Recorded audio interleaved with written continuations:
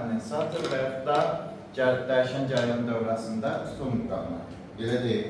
Biz başlıq olaraq belə yazaq. Dəyişən cəryan dövrəsində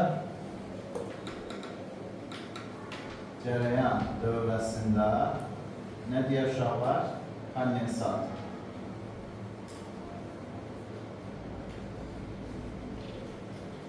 Dəyişən cəryan dövrəsində kondensator deyiriksə, deməli, bir də belə də yaza bilərik. Dəyişən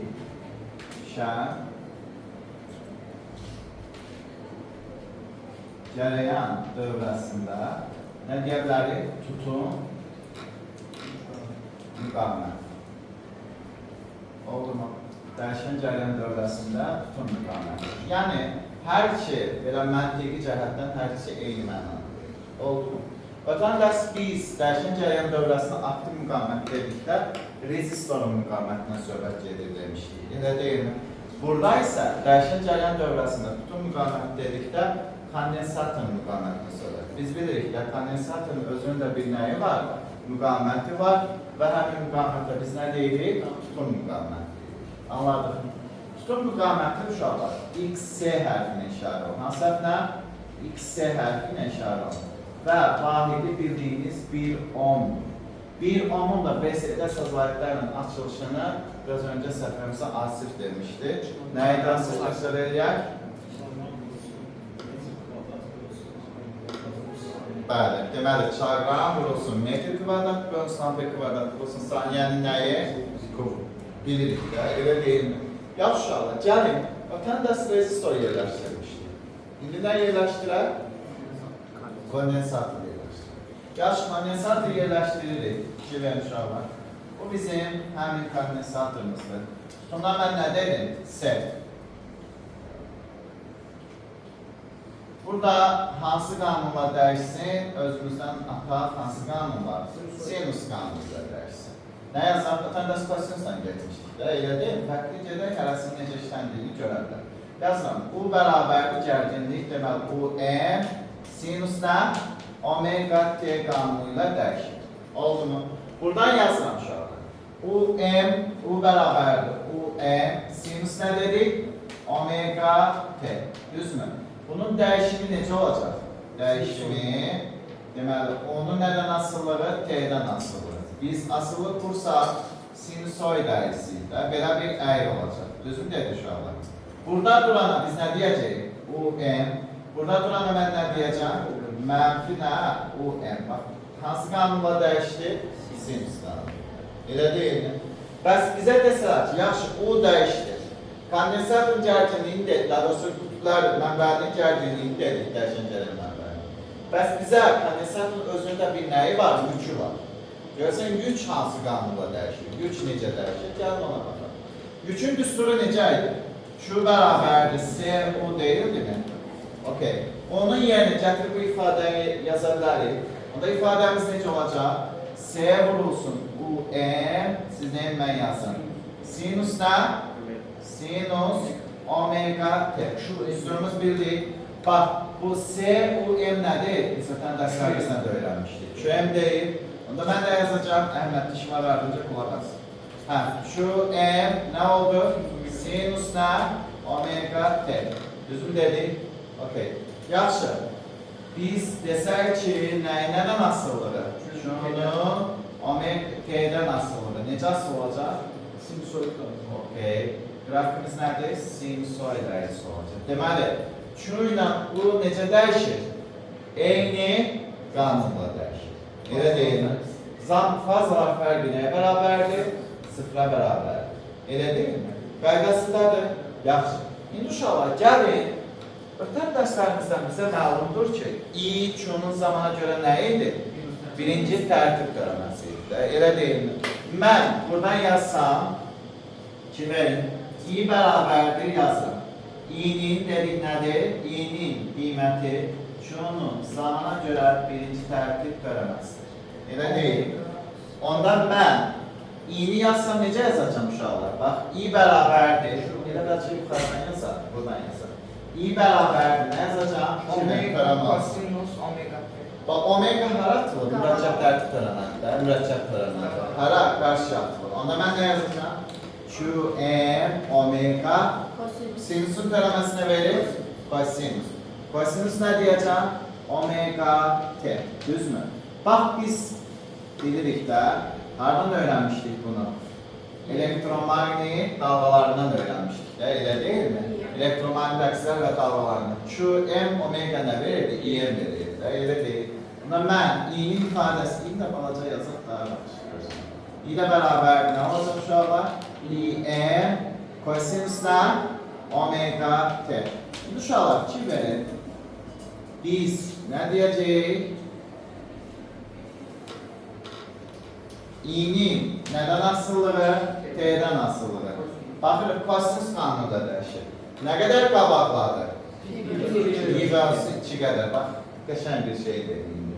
Okay, onda bunun qrafikini biz qursaq, ötən dərsimizdə məlumdur, belə bir qrafik olunacaq da, elə deyil.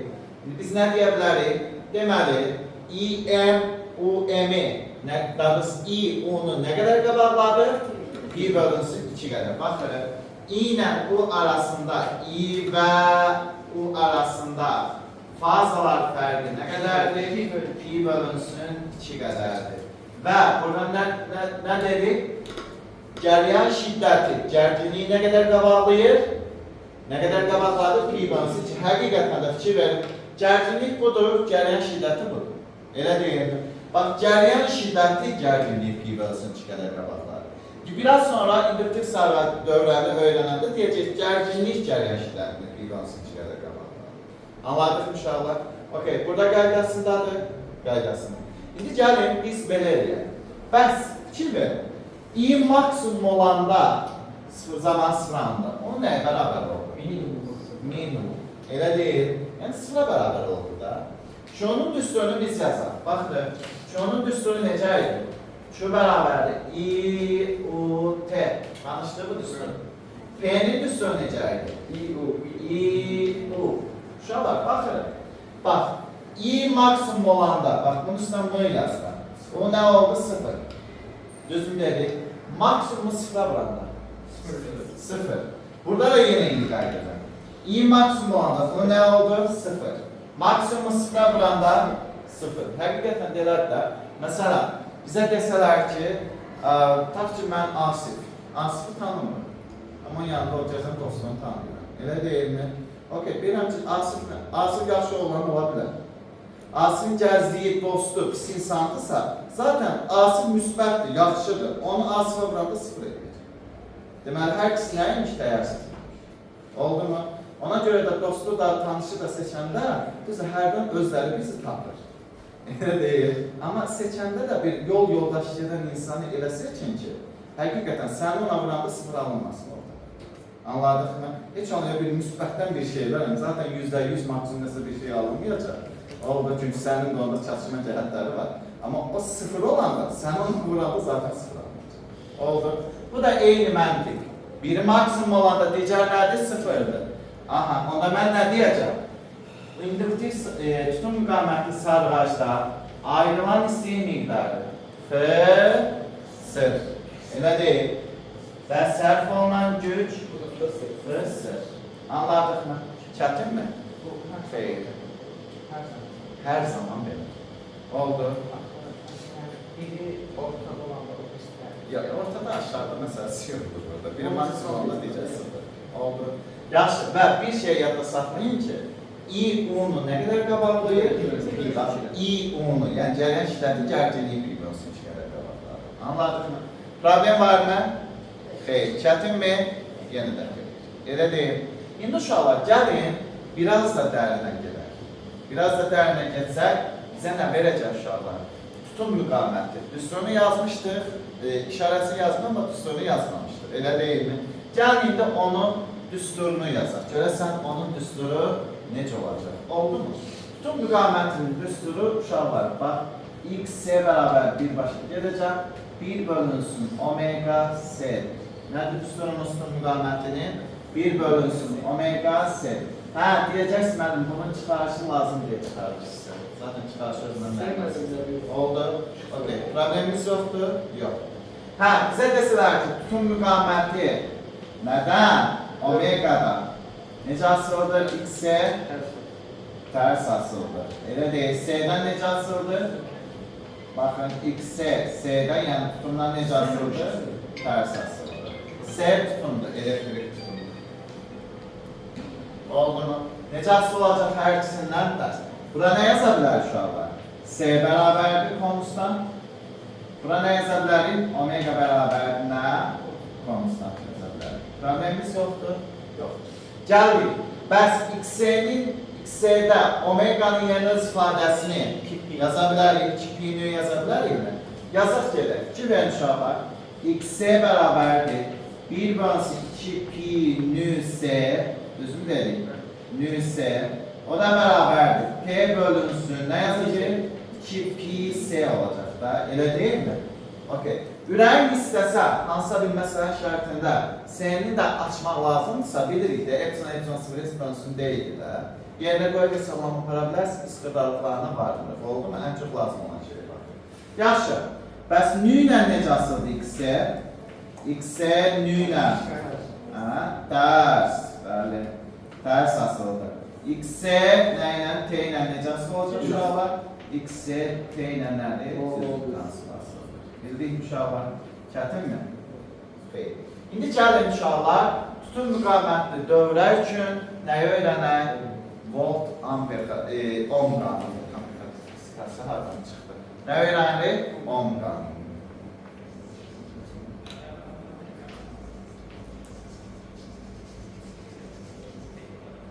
Yaxşı. Bəs tutum müqamətli dövrə üçün ohm qanunu nə olacaq? Baxırıq. İ'nin düsturu necə idi? İ'e bərabər idi. Siz mən yazın. Nə olacaq? U, M bölünsün nə? X-ə. Düzüm dedik. X-ənin düsturu necə idi? X-ənin düsturu. 1 bölünsün omega S deyilmi? Onda mən birbaşa nə yaza bilərəm uşaqlar? U, M vurulsun omega S. Düzüm dedik. Okey. Onda mən nə deyə bilərəm? İM həmçinin də bunu da əlavə edək, bir də əlavə düsturu yazıyaq. 2pi-nü-s vurulsun nə? U-M. Gəldik. Qrafikləri qururuq. İM-in X-dən nədən uşaqlar? U-M-lə necə asıldı? Düz. Bəs X-dən necə asıldı? İM, bəli, X-dən tərs asıldı. Elə deyilmi? Bəs bizə desələr ki, bir yerdə yazaq, İM omegadan, sonra nüdən necə asıldı uşaqlar? Hər ikisindən düzgün transfer asılır. Anladıq mı? Bu bizim nəyimiz oldu? Tamam mı? Çətinmi? Xeyr. Təkrar edək. Bizə ən çox lazım olan nə olacaq uşaqlar? Ən çox lazım olan İ ilə U arasında fazla fərqi nə qədərdir? 1/2. Nəyə qabaqladım Murad? İ onu, yəni gələn işlət gərginliyi pi/2 qədər qabaqladı. Elə deyilmi? Yaxşı, bəs bizdən soruşsalar ki, tutum müqamətinin düsturu necə idi? X-ə bərabər 1/2 omega S-dir. Elə deyilmi? Yaxşı, bəs bizdən soruşsalar ki, X-ənin düsturları yerinə qoyub hesablamaq varsa, daha doğrusu yerinə qoysaq nə olacaq düsturlarımız bu formada və ohm qanunu da zaten dedik. Bu bizim nəyimiz oldu? Tutum müqaməti. Sizin işləyəcəyiniz 50 dən tez yazdıqlarına uyğun olacaq. Tamam mı? İndi gəlin biz öyrənək nə? İnduktiv müqamət. Deməli, dəyişən cəryan dövrəsində nə deyəcək uşaqlar? Cəryan dövrəsində sarğac. Eşitmişsiniz də sarğac. Elə deyil. Sonra nə deyə bilərik? Dəyişən cəryan dövrəsində induktiv müqamət. Nə dedik? İnduktiv müqamət. Uşaqlar, bax, ötən dərsimizdən biz nəyi öyrəndik? Aktivi, indi tutumu, indi nəyi öyrənəcək? İnduktiv öyrənəcək. Oldu mu? Bəs tutum müqaməti demişdik, kondensatorun müqaməti. Bəs bizim nədir uşaqlar? İnduktiv müqamət sizcə nə? Sarğacın müqamətidir. Elə deyilmi? Bax, induktiv müqamət yadında saxlayaq. XL hərfinə işarə olun. Hansı hərflə? XL. Müqamətdirsə təbii ki, vahid nə olacaq? 1, 10, biraz öncə onun da açılışını demişdik. Təkrar deməyə bir də ehtiyac yoxdur, və yaxud da bilirik. Elə deyil. Gəlin indi, burada nə yerləşdirmişdik? Kondensator. Nə yerləşdirəcək indi? Sarğac.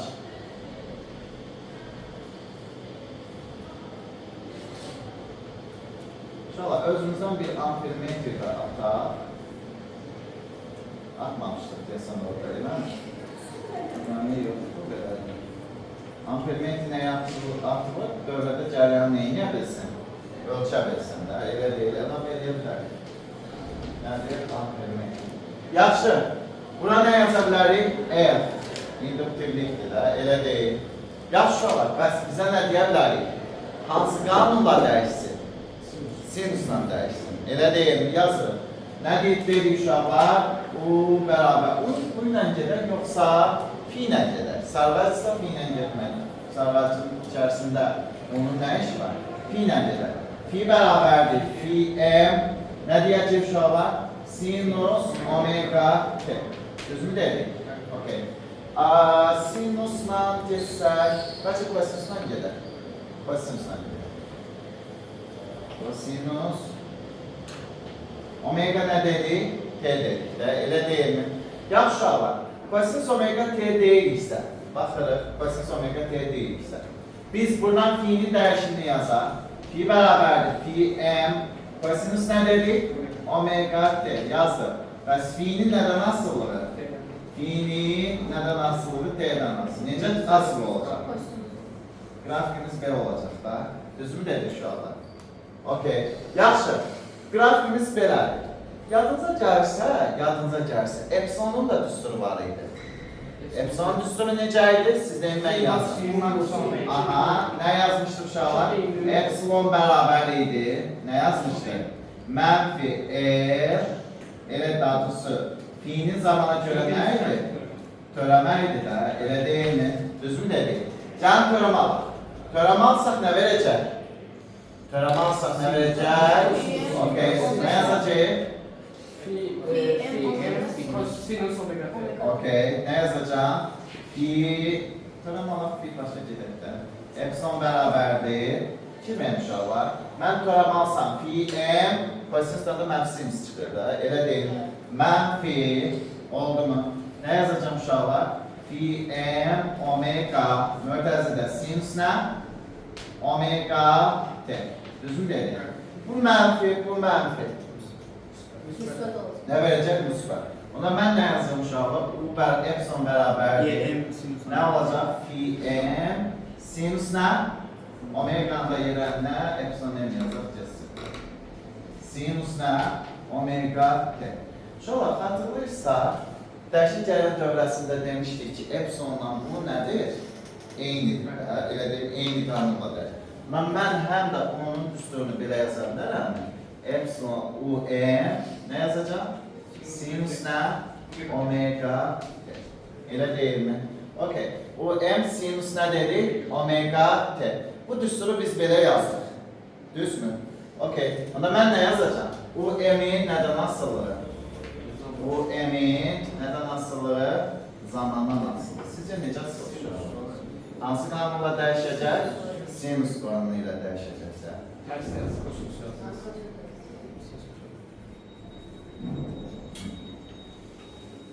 Grafikimiz belə olacaqmı? Problem var mı burada? Xeyr. İndi baxın. Bax, fi'ni biz yazmışdıq. Elə deyilmi? Fi ilə i nə demişdik? Eyni qanunla dəyişir də. Elə deyil. Amma mən, i'nin düsturu necə idi? I bərabər idi. I bərabər idi. Nə yaza bilərik? Uşaqlar, fi bölünsün nə idi? L idi də. Elə deyilmi? Okey. Fi bölünsün L yazılırsa, bax, L yazılır. Fi'nin yerinə də o düsturu yaza bilərmi? Yazsam nə verəcəyim mən? Fi m kosinus nə? Omega t bölünsün nə? L. Fi m bölünsün L'in yerinə mən i m yaza bilərəm. Okey. Onda mənim ifadəm necə olacaq uşaqlar? I bərabərdir. I m kosinus nə? Omega t. Uşaqlar, bunun qrafiki necə olacaq? Aha, bunun qrafiki. Bax, biz biraz öncə nə dedik? Fi nə? Hansı qanunla dəyişmişdir? Kosinus qanunu ilə dəyişmişdir. Qrafikimiz amma birazca fərqli olacaq. Birazca nədir? Fərqli olacaq. Burada nə deyəcək uşaqlar? Burada nəysə unutmuşuq, amma nəyi unutmuşuq bilmirəm.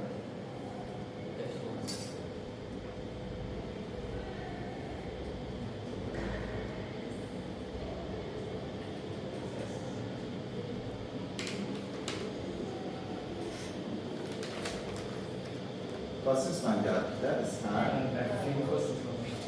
Kosinusla başladıq, mənfi sinus verdi. Hər şey düz yazmışıq da.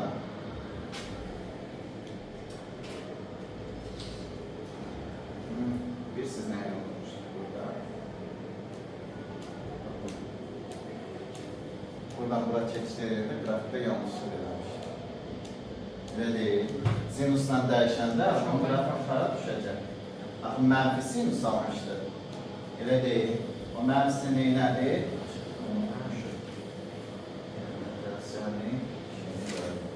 Dəftərinizdə də düzəldə. Hə, indi baxırıq. Burada i'ni dəyişsəm necə dəyişəcəm? Asif, i'ni dəyişsəm hansı qanunla dəyişdi? Kosinus qanunu ilə dəyişdi. Okay. Baxırıq. i u'nu qabaqladı, yoxsa u i'ni? U i'ni nə qədər qabaqladı? I bölünsün 2 qədər. Həqiqətən də mən i'nin bu hissəsini silməliyəm ki, mənə nə versin? U versin də, i bölünsün 2 qədər hissəsini. Anladıq mı? Nə oldu? Görmürsünüz? Görürsünüz? Hə, qabaqdaşlar da. Arkadaşlar görür. Hə, yaxşı. Onda mən nə deyəcəm? U ilə i arasında, U ilə i arasında, U və i arasında fazalar fərqi nə qədər uşaqlar yenə? Pi bölünsün nə? 2 qədərdir, elə deyilmi? Pi bölünsün 2 qədərdirsə, bizə desələr ki, pi bölünsün 2 qədərdirsə, onda i u'nu qabaqladı, yoxsa u i'ni? U i'ni, pi bölünsün 2 qədər neynədir? Qabaqladı, elə deyilmi? Onda mən birinin maksimumuna, digərinin nəyə düşdü? Sıfıra düşdü. Hə, bizim üstümüz var idi, i u, t. Onda da şurada nədə? P-də nəyə bərabərdir? 0. Və induktiv müqamət dövrədə şu bərabərdir 0, P bərabərlərdir 0. Yəni, biz şuradan P-dən ancaq aktiv müqamət dövrədə danışabilirik. Burada isə danışa bilmirik. Oldu. Gəlik, biraz öncə nə yazmışdır? İnduktiv müqamət. Elə deyim, induktiv müqamətin düsturu x-ə bərabərdir. Omega L'dir. Nədir düsturumuz? Omega L'dir. Elə deyilmi? Hə, bəs bu omega L yazmışıqsa, omega L öz ifadəni yaza bilərikmi? Buna mənim ifadəm necə olacaq? X-in həm də düsturu 2 pi-ni, cəm qrafiklərini quraq, sonra yazalım. Deməli, x-in nədən asıllığı? Omega. X-in nədən asıllığı? L-dən. Necə asılı olacaq hər ikisindən? Düz. Buradan L konstantdır. Konstant. Burada nə sabitdir? Omega konstantdır. Elə deyilmi? Hər ikisini alır uşaqlar. Sabit olur. Tamam mı? Gətirib yerinə qoya bilərikmi? X-in həm də düsturu necə olacaq uşaqlar? Siz deyin, mən yazın. 2 pi nü L. Sonra 2 pi bölünsün T vurulsun nədir? L. Yerinə qadroskrat çıxarsa, X-in nədən asılır? Nüdən. Necə asıldır? Düz. X-in nədən asıldır? T'dən. Necə asıldır? X-in T'dən tərs mütənsib asıldır. Elə deyilmi? Gəldik, indi Ohm qanununa baxaq. Okay. Ohm qanunu necə olacaq uşaqlar? Ohm qanununa görə nədir? İ-min düsturunu yazsa, U-M bölünsün nə yaza bilər uşaqlar? X-in. Elə deyil. O da bərabərdir. Nə yaza bilərik? U-M bölünsün omega nə? L. O da bərabərdir. U-M bölünsün 2 pi nü nə? L. Ohm qanunu biz bilirik də. Hansı hissəsində lövhəmizdə yer olmadığına görə bir yerdə yazdıq. Ohm qanununa görə gələn şiddətinin amplitud qiyməti, gərgin amplitud qiyməti ilə necə asıldır? Düz. Amma induktiv müqamətlər necə asıldır? Tərs asıldır. Yaxşı, burada qrafiklərini biz qursaq, I-min nədən asılıdır? o m'dən necə asılı oldu? Düz. Bəs nədən asılıdır? İ-m'in xl-dən. Tərs. Bəs bura bir yerdə yazar. Nəyin? İ-m'in omega-dan. Sonra bir də nü-dən. Hər ikisindən necə asılıdır? Tərs mütanisi asılıdır. Heç aşağı var. Bu bizim həm tutum müqamətinin izahı, həm də nədir? İnduktiv müqamətin izahı. Hər iki mövzuda sizin bilməli olduğunuz nələrdir? Ən önəmli. I-U-nu P-bölüsü 2 qədər qabaqlayır. Orada U-i-ni P-bölüsü 2 qədər qabaqlayır. Nədir? Tutum müqamətin düsturu nədir? Bilirik. Sonra orada induktiv müqamətin düsturu nədir? Bilirik. Sonra Ohm qanunu burada nədir? Bildik. Elədir. Burada Ohm qanunu nədir? Bildik. Bunları bildirsə sizə qorxu yox. Oldu. Mövzu çox asan mövzu. Zaten izahından siz elədiniz. Testlər də çox asandır. İnşallah biz nə vaxt görüşürük birdə. Cənətdən gördük. Bu qədər sonra. Cənətdən 6. Cənətdən 6. var.